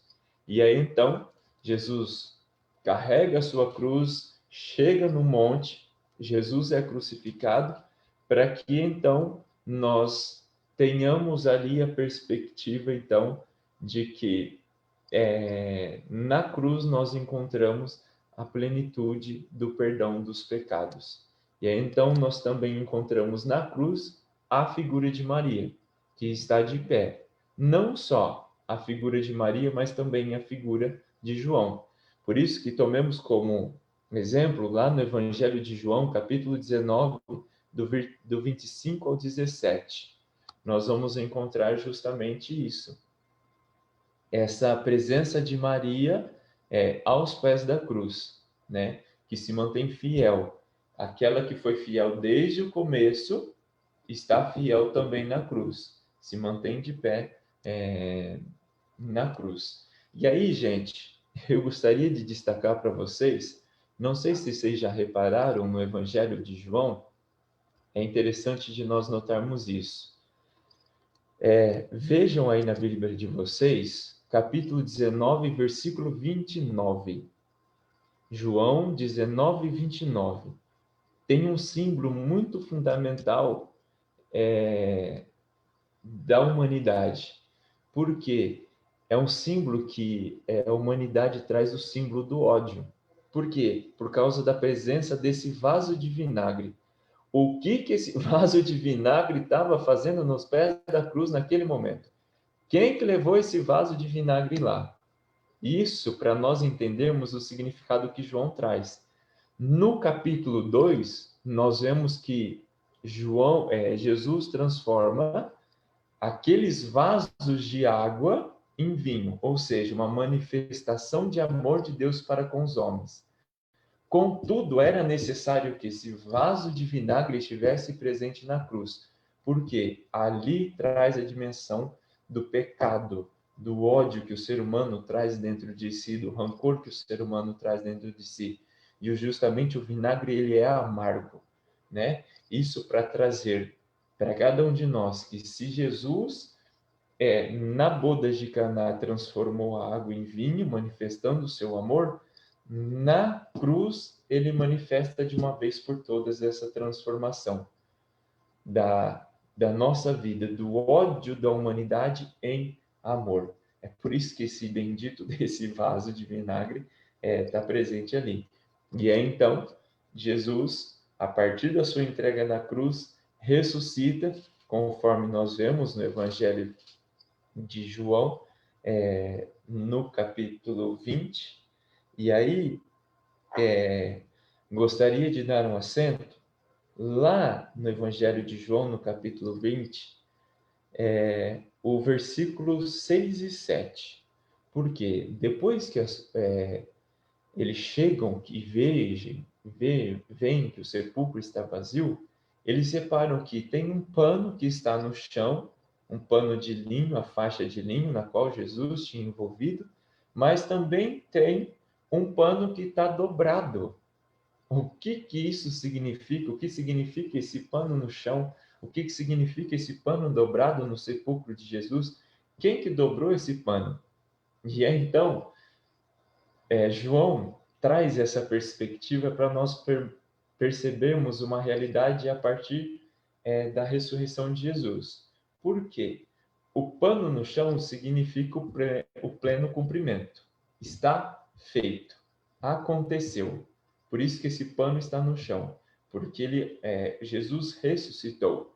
Jesus passou da morte para a vida. E o pano dobrado, que aí o capítulo 20, no versículo 7, vai trazer para nós. E o sudário não estava com os panos de linho no chão, mas enrolado em lugar à parte. Ou seja, este pano enrolado traz para cada um de nós uma dimensão de que Jesus vai dizer assim: eu voltarei, vocês me verão. Por que isso? Porque o povo judeu, naquela época, quando eles estavam em refeição e eles comiam, os serviçais vinham servindo a comida. E aí acontece que eles precisavam sair, por exemplo, para ir ao banheiro, um exemplo assim nosso, eles precisavam sair, eles dobravam o pano e e traziam um significado assim: olha, eu vou voltar, viu? Eu não terminei a refeição ainda, eu vou voltar. Isso era o significado do pano dobrado na refeição judaica. E aí então Jesus utiliza desse meio no sepulcro para dizer: olha, eu vou voltar e vocês vão cear comigo de novo. É por isso então que a conclusão do Evangelho de João traz justamente essa perspectiva da ceia. Jesus que voltou e ceou com seus discípulos. Vejam lá no, no, no, no capítulo 21, já encerrando o Evangelho de João, essa perspectiva de que Jesus pede para os discípulos que estão lá no mar da Tiberíades trazer o peixe porque era preciso ele cear, para que esse cumprimento da promessa acontecesse. Então, o Messias ceou conosco. Então, é interessante de nós olharmos o Evangelho a partir dessa perspectiva. Tem tanta coisa bonita no Evangelho, tem tanta coisa que nos enriquece no Evangelho, né? Que nos faz entendermos. E aí, como o nosso tempo já está bem esgotado, e eu precisava falar dos Atos dos Apóstolos, tem tanta coisa bonita para nós vermos, gostaria de passar com vocês uma dimensão bem rápida dos Atos dos Apóstolos, porque nós já vimos que os Atos dos Apóstolos é a formação dessa comunidade. Peguem para nós tomarmos como exemplo e encerrarmos o começo do Evangelho, ou do Evangelho não, o começo dos Atos dos Apóstolos, que ele vai trazer esse indício de que é Lucas que escreve, porque no versículo 1 dos Atos dos Apóstolos, no primeiro capítulo, vai dizer: fiz meu primeiro relato, já dizendo sobre este relato de São Lucas. E aí ele continua dizendo: ó Teófilo, a respeito de todas as coisas que Jesus fez e ensinou desde o começo. Então é uma continuação que Lucas dá no seu evangelho. E aí então nós no evangelho de Lucas nós paramos na perspectiva da ascensão do Senhor. A mesma coisa acontece nos Atos dos Apóstolos, que traz essa perspectiva da ascensão. Então, Lucas começa dizendo que a formação da comunidade começa a partir do momento que Jesus se eleva ao céu. E aí, então, nós temos a eleição daquele que substituiria Judas Iscariotes, no caso Matias. Nós temos o evento de Pentecostes, como a promessa de que Deus enviaria o seu Espírito, e a partir de Pentecostes os discípulos saem em missão, anunciam. Nós temos nos Atos dos Apóstolos as primeiras comunidades, como são formadas as primeiras comunidades, e aí nós temos dois relatos. O primeiro está em Atos dos Apóstolos 2, capítulo 2, versículos 42 a 47, mas também nós temos em Atos 4, 32, 35, essa formação das primeiras comunidades. E aí nós vamos ver que essas comunidades, elas agiam sobre o nome de Cristo. Cristo deu o poder aos apóstolos, né, de sair e anunciar, expulsar demônios, a curar. Então nós vamos encontrar toda essa perspectiva em Atos dos Apóstolos, no capítulo 3. Depois nós vamos encontrar esse testemunho fiel que os apóstolos assumiram, e o primeiro martírio que nós encontramos é o martírio de Estevão, que morre apedrejado por anunciar o Cristo. E aí depois, então, nós temos Paulo, que Paulo vai trazer justamente essa renovação, porque Paulo, ele até então, ele era chamado de Saulo, aquele que perseguia os cristãos. O próprio Saulo perseguiu muitos e muitos cristãos. Contudo, Jesus precisava de Saulo. Deus precisava de Saulo para essa missão da formação das primeiras comunidades. E aí, então, no próprio Atos dos Apóstolos, nós temos essa conversão aqui de Paulo, que Saulo vai deixar de ser Saulo e vai se transformar em Paulo, para que ele possa também anunciar. E aí, então, nós temos o primeiro concílio que aconteceu na nossa igreja, que é o concílio de Jerusalém, que aconteceu em torno do ano 50, mais ou menos, e isso nós encontramos lá nos Atos dos Apóstolos, do capítulo 13 ao capítulo 15, que vai tratar justamente desse primeiro concílio, porque eles começam a discutir qual é a necessidade que a comunidade precisa tomar como atitude. E aí, então, a partir do capítulo 15 ao capítulo 28, já encerrando o capítulo 28, temos as missões de Paulo, que anuncia, que prega, que cura, que vai à comunidade de Tessalônica, vai à comunidade de Efésio, vai à comunidade de Coríntio, tudo para anunciar esse Jesus que ele teve contato, esse Deus que ele teve contato. E aí, então, como nós vamos ver a partir de semana que vem, as cartas católicas, inclusive as cartas de Paulo, nós encontramos a ousadia de Paulo. Paulo era muito ousado, Paulo era, com respeito, como vou dizer isso com respeito, mas Paulo era atrevido. Ele ia, ele anunciava, ele não tinha medo de anunciar realmente o Cristo. Por isso que Paulo traz essa ousadia. Sobretudo, nós encontramos isso encerrando os Atos dos Apóstolos, no capítulo 28, versículo 30, vai dizer: Paulo ficou 2 anos inteiros na moradia que havia alugado. Recebia todos aqueles que vinham visitá-lo, proclamando o reino de Deus e ensinando o que se refere ao Senhor Jesus Cristo com toda intrepidez e sem impedimento.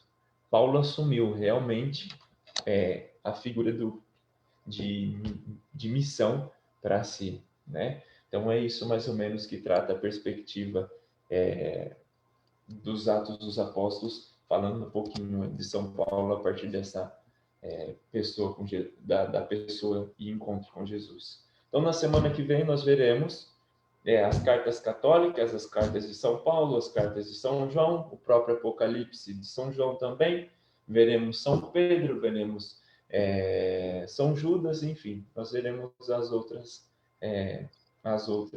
cartas.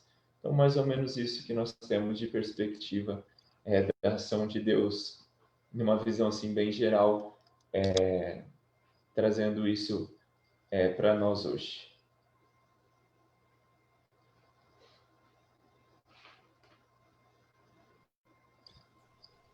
Uau! O que a gente pode dizer, gente? Eu só digo novamente, Ave Maria. Né? Como é gostoso a gente parar e a gente refletir, ler a palavra de Deus. E a Bíblia, ela é para ser lida assim, em comunidade. Como a gente entende e a palavra, ela entra dentro de nós dessa forma. E é gostoso a gente estudar desde o princípio, né? Nós começamos lá no livro do Gênesis, fomos caminhando, caminhando na sabedoria dos profetas, cantamos com os salmos, vimos o nascimento de Jesus, um marco que dividiu a história. E vimos ali Jesus crescendo em estatura, graça e sabedoria, né? Vimos o silêncio de Maria, vimos o silêncio que o evangelista Marcos também pede para nós, o silêncio, a invisibilidade, que muitas vezes é um remédio para as nossas misérias humanas, né? Muita gente quer aparecer, quer aparecer, quer aparecer. Não, Marcos nos diz, fica quietinho, não apareça, tenha fé, tenha atitude. E Jesus também diz isso em todos os milagres deles que a gente vai ver, né? Vá, não conte para ninguém, mas a gente não aguenta, né? A nossa miserabilidade, a nossa concupiscência da carne, que Paulo vai falar isso para a gente quer contar, a gente quer falar para todo mundo o que aconteceu, e Jesus fala, não, guarde para você, é a fé. E a gente vê ali as promessas, né, as alianças de Jesus. Quantas alianças ele fez com a gente. Ele ensina para a gente o caminho da felicidade, as bem-aventuranças. Ele nos ensina a ser o próximo na vida do outro. E agora a gente vai começar a ver ali quanta coisa também, os milagres. Vimos os Atos dos Apóstolos, que é para nós, teófilos, os amigos de Deus. Quanta coisa gostosa que a gente para, às vezes, e a gente não percebe. A Bíblia é um livro do passado, do presente e do futuro. É um livro que expõe todos os seus autores. Expôs a vida de Abraão, de Moisés, de Noé, expôs a vida do próprio Jesus. E como que um livro escrito por mais de 40 autores em diversos tempos trata da mesma coisa?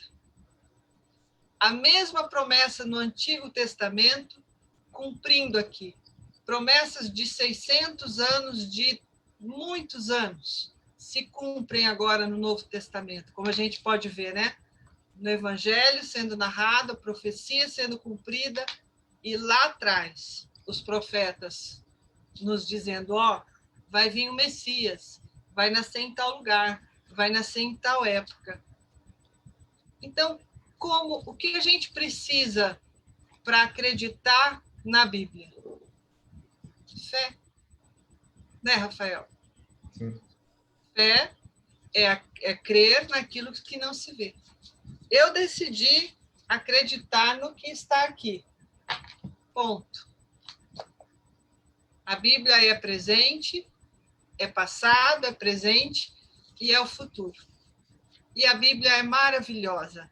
Não tem como não se apaixonar cada dia mais por esse nosso Deus, esse nosso Pai que está no céu, que está conosco todos os dias da nossa vida. E essa viagem bíblica só nos faz fortalecer as nossas virtudes, sobretudo as virtudes que a gente vai ver lá na carta aos Coríntios, as virtudes da fé, da esperança e, sobretudo, do amor e da paciência, que é o que a gente mais precisa nessa época de pandemia. Por isso que é importante a gente parar, a gente fazer um estudo e a gente escutar com os ouvidos do coração o que Deus diz para cada um de nós nesses momentos. Guardar, entender e levar ao próximo, porque nós viemos ao mundo para ser santos. E o caminho de santidade, nós vimos o plano de santidade, o plano da felicidade, é servir ao próximo. Deus nos deu a vida como o maior dom.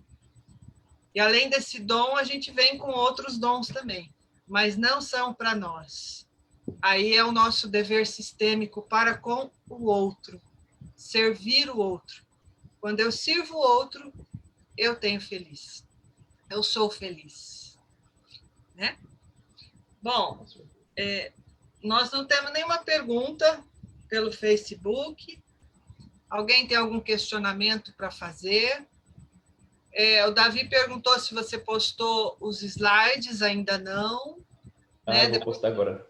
Isso, posta, depois eu posto lá no grupo também. Quem não conseguir pegar, pode me pedir, que eu envio, tá? Alguém tem alguma questão, algum questionamento? Se nós parássemos para ler a Bíblia, refletir, estudar 365 dias por ano, a gente não ia conseguir esgotar tudo. Essa é a verdade. Muita coisa. Tem cada detalhe, né? Olha, esses detalhes das promessas, das subliminares que a gente vê, a forma do lençol no sepulcro, porque um estava no chão e outro estava lá, porque o vinagre aos pés da cruz, no Calvário. São detalhezinhos que a gente precisa entender com o coração, mas só quando a gente para, de uma forma simples, em toda a nossa humildade, a gente consegue entender. Né? Tem muita coisa, por exemplo, que tem que fazer uma abordagem bem geral, assim, para nós conseguirmos ver um plano da Bíblia. Mas, por exemplo, se nós pegarmos alguns relatos, nós vamos entender o porquê que Jesus chama fulano, chama ciclano, por exemplo, na instituição da Eucaristia. Por que Jesus pede para Pedro e por que Jesus pede para João preparar a instituição da Eucaristia? Justamente porque Pedro seria o primado da nossa igreja e ele precisava estar presente desde o início, porque ele assumiria a igreja, e João se tornaria testemunha fiel de que aquilo que aconteceu na Eucaristia, aquilo que ele estava preparando na Eucaristia, se cumpriu no ato da cruz. Então tem muitas coisas assim bonitas de nós entendermos e olharmos. Foi riquíssimo, Rafael, riquíssimo. Eu fiz Jesus nos 4 Evangelhos pela Escola Santo André. E foi assim, reviver e aprofundar bem mais em algumas coisas, sabe? Foi muito gratificante. Muito obrigada. Deus te abençoe. Amém. Obrigado. Aí, se eu pudesse, eu construía uma tenda para a gente ficar aqui. Porque, gente, a Bíblia, olha como a dimensão, todas as promessas são cumpridas. Jesus mostrou para nós a nossa vida, como é o reino dele na transfiguração. Tanto que Pedro queria construir uma tenda e não sair mais dali. Claro, para não passar pelo caminho de santidade nosso, né? Eu também queria, mas não dá. O caminho para o céu não é reto, ele passa pelo próximo. Mas olha, gente, Cristo mostrou, e isso é verdade. Basta a gente seguir o plano que ele fez para nós. Não é fácil, porque nós somos humanos e nós pecamos. Mas vamos lá. A gente vai tentando um dia atrás do outro. Né, Ângela? Quando eu li a primeira vez sobre o lenço dobrado, me deu assim, o meu coração se encheu de alegria de você saber o significado, porque você lia e não tinha razão. Aí quando eu li, e depois na ceia judaica também foi explicado, é muito gratificante a gente saber esses detalhes. São detalhes que preenchem e que estão assim, fundamenta aquilo que está escrito. É muito bom. E tem assim, a gente tem que ouvir quem sabe. Sabe? A Angélica me ensina muito. Nossa, muito, ela nem imagina quanto, tá? E você começou. Que bom. Que bom. Maria Augusta, quer falar alguma coisa? Não? Alguém quer falar alguma coisa?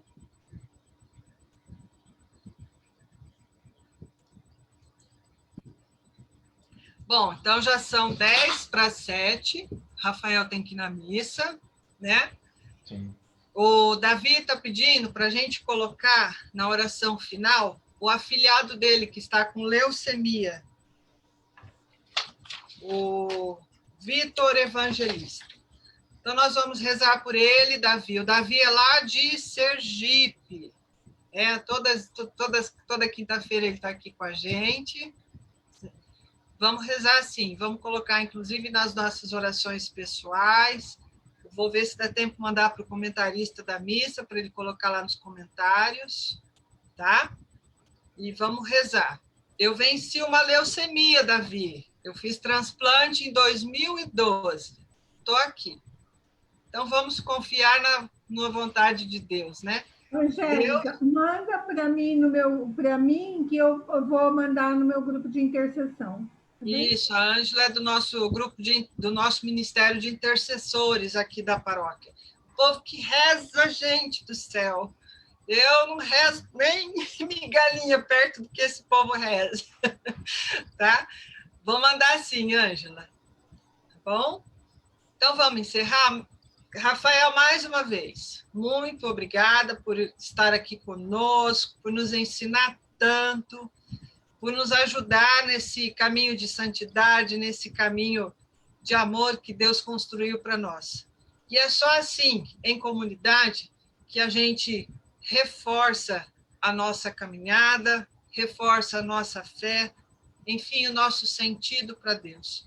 E o nosso amor ao próximo, o nosso amor a Deus. Vamos lá? Então vamos rezar pedindo sobre a vida do Vitor. Deus conhece o coração de cada um, Deus sabe da necessidade de cada um, mas nós também precisamos apresentar.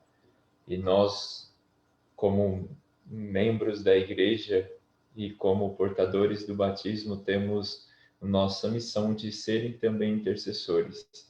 Então vamos rezar pela vida do Vitor, rezar também agradecimento pela nossa vida, pedindo para que Deus continue sendo providente em tudo aquilo que nós realizamos, tudo aquilo que nós vamos fazer neste caminho que nós trilhamos, que é o caminho da vida.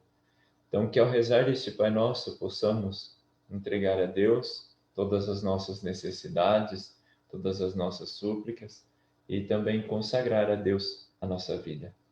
Pai nosso, que estais nos céus, santificado seja o vosso nome, venha a nós o vosso reino, seja feita a vossa vontade, assim na terra como no céu.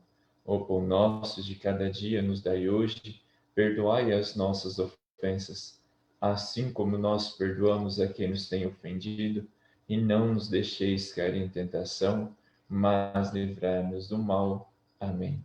Glória ao Pai, ao Filho e ao Espírito Santo, como era no princípio, agora e sempre. Amém.